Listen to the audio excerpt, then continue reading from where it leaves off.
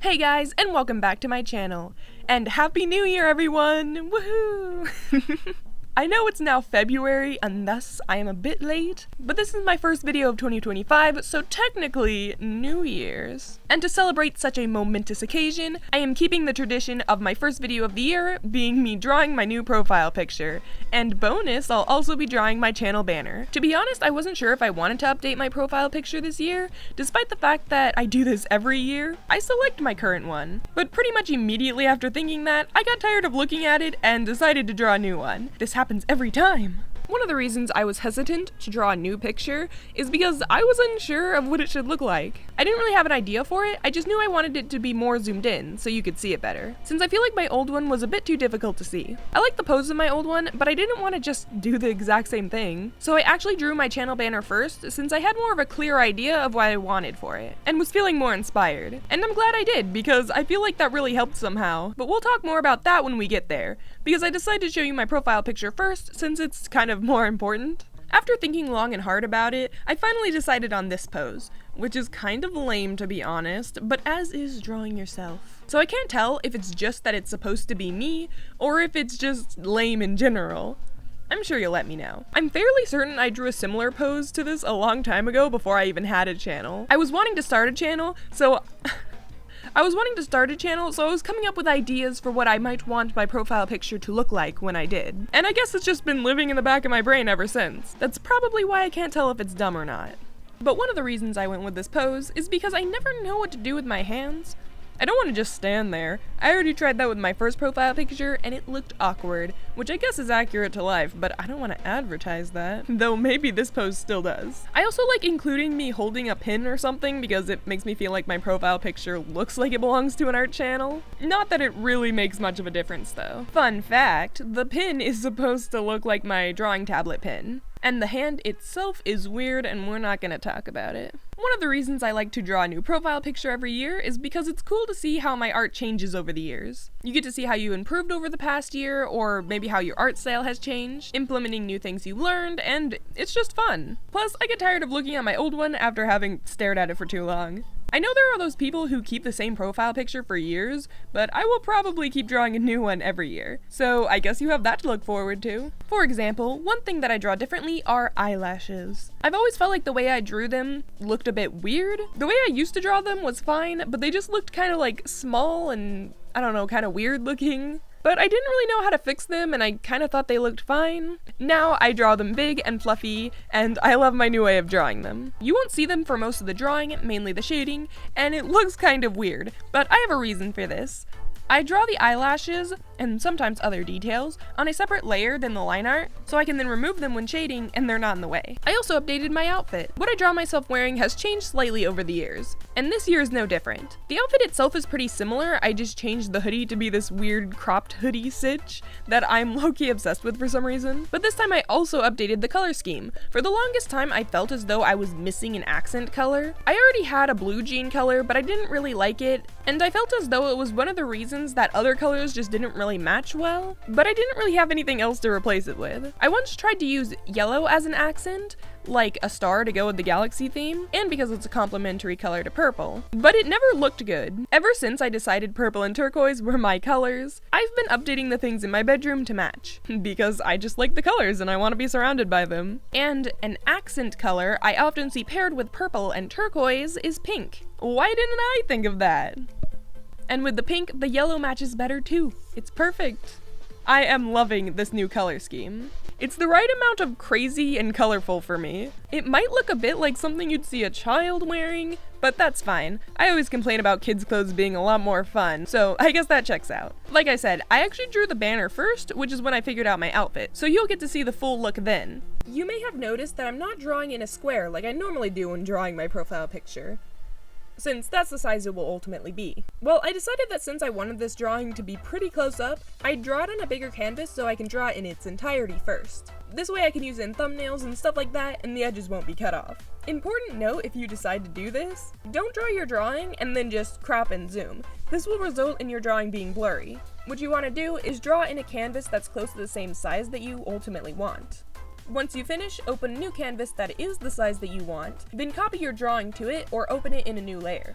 You might have to adjust the placement, and you'll want to do a test first to make sure that the sizing of both canvases match before you finish your drawing. But this should work to crop your drawing without all the blurriness. Hope this helps. I don't know why, but I really love the way the shading turns out on both of these drawings. The shading process was pretty standard for me. I used a dark purple on a layer set to multiply for the shadows, as well as the skin color on a different layer, also set to multiply, for the majority of the shading on the skin, only using the purple for the darkest shadows. I find this works best for most skin tones. For the highlight, I used the color of whatever I was adding highlight to, like the eyes and hair, but on a layer set to add glow. The real fun comes when I add the bounce light at the end. I took the colors from whatever was closest to that side of the character, like stars, planets, etc., and added that color as a rim light around the character on a layer set to add glow. I've done this before, but I don't know, it just looks really cool for some reason in these pictures. Maybe it's the colors, or perhaps I just did a better job shading, I don't know. For the background, I used a mix of my past two profile picture backgrounds. I marked off a square which will ultimately be the size of the profile, so I knew what would be seen. Then I used the stripes from my 2023 profile and added the neon glow on top, like my 2024 profile. Then I added some stars. Despite its flaws, I kind of love the way this drawing turned out, so I'm happy I decided to redraw it. And I hope you like it too.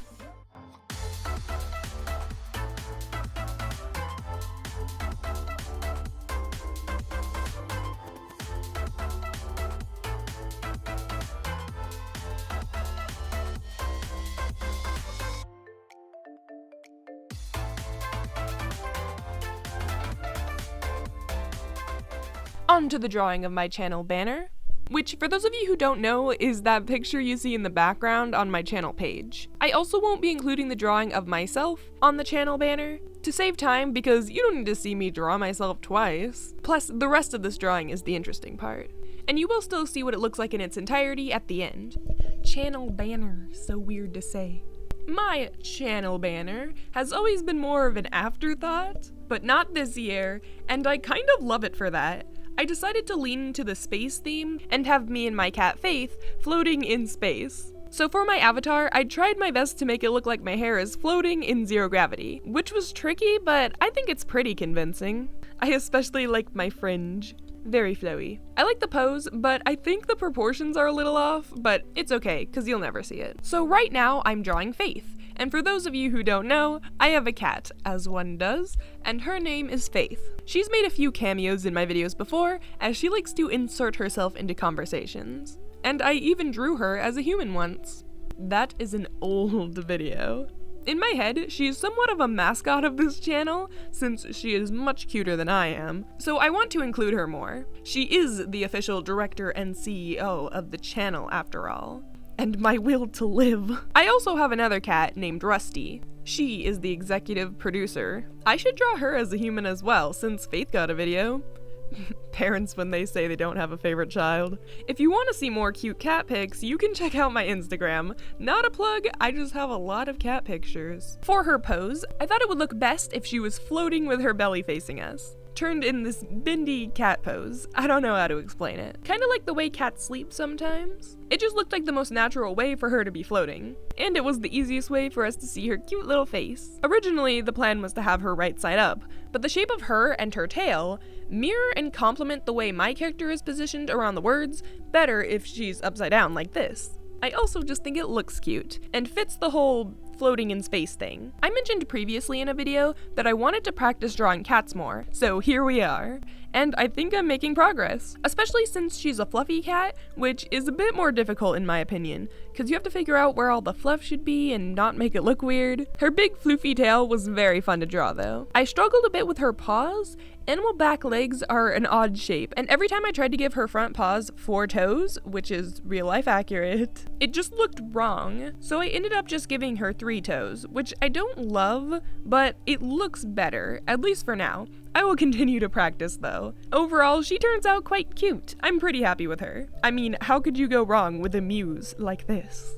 Speaking of Faith, let me go see if the queen herself is available to say a few words for you guys. Faith?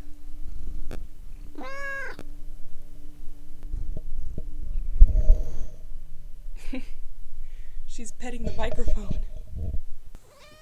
I don't think you can hear it, but she's purring. She's so cute. Yo, Faith.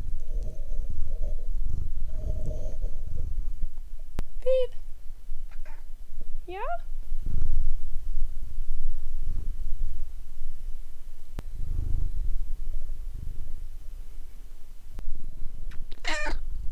Yeah?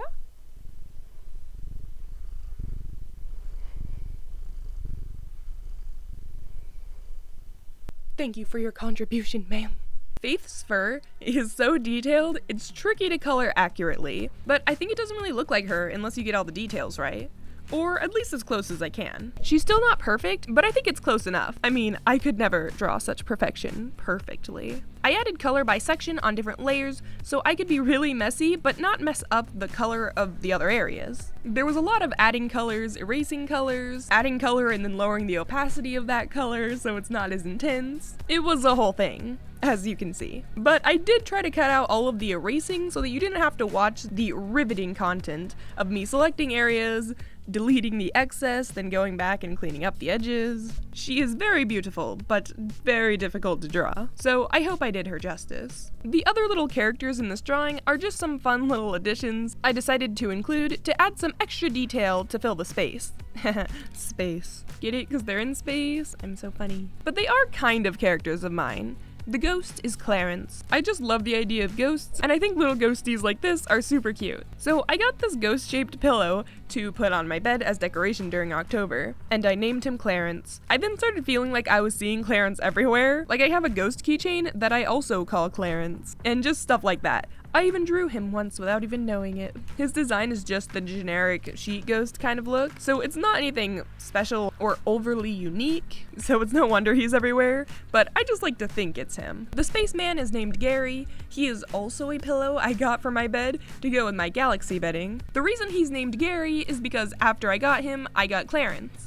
But Gary was unhappy he got replaced, and threw himself off my bed very dramatically. And so I said, "Not everything's about you, Gary," and the name stuck. I swear I'm not crazy. I just like to name my stuff and give them personality. I'm sure I'm not the only one. Since no one will ever really see the background, I thought I'd have some fun with it. I decided to lean into the galaxy theme that I kind of already had going on with the channel. I used the background from my last banner for the base of the galaxy. Then I added some planets, specifically Saturn since it's my favorite planet, as well as some stars, of course, and some random characters like Gary and Clarence, as well as a Bill Cipher reference in the stars. I added my channel name in the stars, so you know whose channel this is, and I made them look all glowy, similarly to how I made the highlights on the characters. But speaking of my channel name, I have perfected my signature, so I hope you like it. And I hope you like this drawing. I had a lot of fun drawing it, so appreciate it now, because you won't really be able to see much of it on the channel, because you know how it gets cropped out for most devices.